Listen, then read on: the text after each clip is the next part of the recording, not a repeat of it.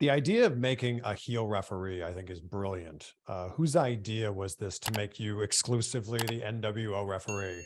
That was Kevin Sullivan's idea. He come up and he approached Eric, and then I guess the two of them pretty much hatched it. But for the most part, it was at the beginning. Almost everything was Kevin. He was the one that come to me and told me what they wanted me to do, and they wanted it to progress a little slower actually than it did. But man, it just ignited all of a sudden, and all of a sudden people was pissed off at me. And I think the one that really, when they realized that they had to go ahead and quit milking it and start going with it, is when we was at Sturgis and they had me do the deal where Lex went to rack a guy and he clipped me with his feet, and I went down. When I went down, I took his knee out, clipped his knee, and was it an accident? Was it not an accident? Yeah, I've been denying all these things, but when that happened, from that point on, they were hot at me, and milking it and trying to do it slow wasn't going to work anymore. So they went ahead and greenlighted it.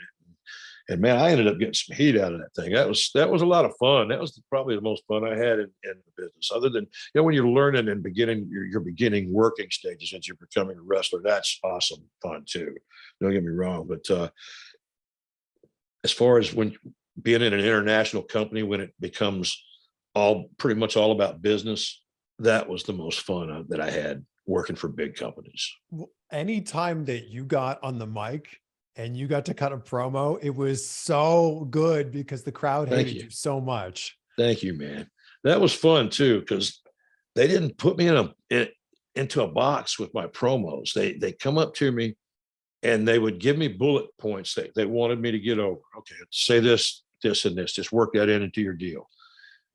And I would go off by myself, and I usually go sit in my car, so I could check out and facial expression and stuff. And I just come up with my own spiel and practice it, in the car where I could get away from everybody and be quiet, and I'd not hear 10 things going on in the background. I could focus my attention, and I just would get into character and try to think of what I would say, being a liar, trying to weasel my way through and make excuses and fibs about it. Well, no, I'd never, I'd never do that. That was purely by accident, and until it was time to become an ass. And then I would, then I amped it up more, but I still approached it the same way. I'd go out to myself and they'd give me the bullet points, and I'd go out and put it together and come back and do it.